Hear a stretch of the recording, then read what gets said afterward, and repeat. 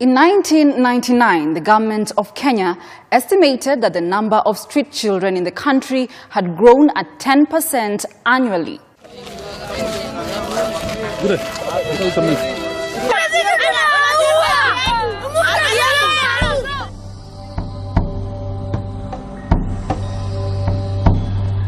This percentage has significantly gone higher over the years as the children grow to become adults and later procreate, adding to the ever-increasing number of street urchins, mostly found in busy urban centers.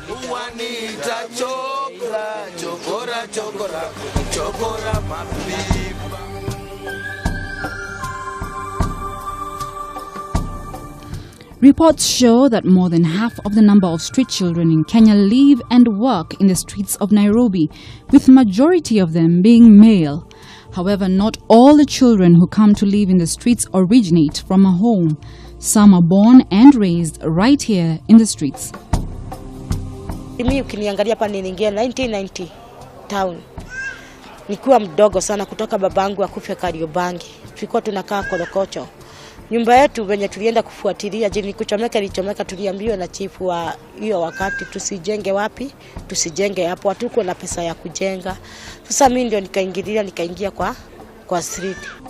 The girls either become victims of rape or are forced to engage in prostitution so as to fend for themselves. Unajua wanaume si wote ni wa roho safi. Kuna mwanamume unaweza mwambia anataka kubuy pad, anakuambia kwa sababu bado siku zako zijafika, mimi nimetaka twende na wewe ndio nikulipa alafu ujifanyie kila kitu. Kuja huku nikapata mimba huyu. Na hii mimba hata sikuipata kama mimi nataka. Ni kama kulazimishwa, si uongo.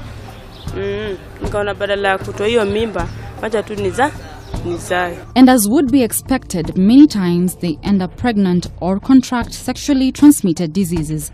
So what happens to the health of the mother and her unborn child? Unajua mtu mama venye akizaa venye anakuanga, basi tuende mahali venye pako na joto. Sasa mimi nilizalia huyu mtoto huku na nikamlelea pale biashara. Unajua pale biashara hapo ndio ilikuwa nyumba yangu na huyu mtoto ya kulala. Saa zingine hata sina blanketi, saa zingine hata sijakula. Nalala njaa na ninanyonywa. Nimepitia maneno mengi yake. The innocent newborn baby is immediately introduced into a life in the street and is conditioned to live in a harsh environment, not suitable for anyone, more so a child. The mother also has to deal with her body recovering from the vagaries of childbirth, among other complications faced by women. Tumejilea huku, watoto wetu tumezalia huku. Na ile mashida tunapitia huku ni mingi.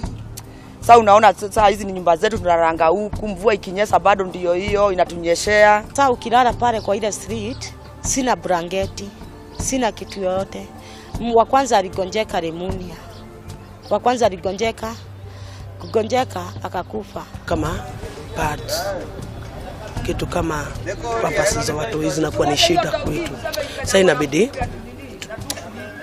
tunatumia tu zile vitu ziko huku lakini si ati unapenda.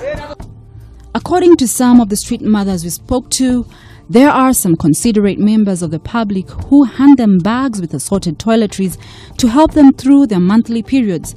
However, those essentials are usually not enough to go around. Na hiyo padi moja maybe miezi 2 ama 3. Inabidi nimetumia kama hata ni zile vitambaa kujikinga ili isionekane kwa watu, unaona. Straight Talk Foundation is one such non-governmental organization in Nairobi that has made noble and deliberate efforts to offer free sanitary pads and reproductive health forums to the street mothers and their families. The program runs from a way that we actually sieve whom we can actually give to. It's not easy to provide pampers every other single moment. So what we've done is that within the partnership, we help identify the target, and the target is their bases. The State Department of Special Programs is responsible for the establishment and implementation of systems involving people living in the streets. The department is now under the Ministry of Devolution and Planning, and it is headed by Permanent Secretary Jospeta Mukobe. Efforts to reach the PS on this matter were unsuccessful, as it was said that she was at a meeting with the core team preparing the handing over report. Just to 60-70%, we don't work with the government. Though the government might notice what we do, but we have approached them differently. We've written concepts to them, proposals. We've asked them to join us on different partnering, but they don't respond that easily. Already we have initiated that process and we are working on it. Even yesterday tulishika zaidi ya 30 street children wakapelekwa kwa hizo rehabilitation centers ambazo tuko nazo.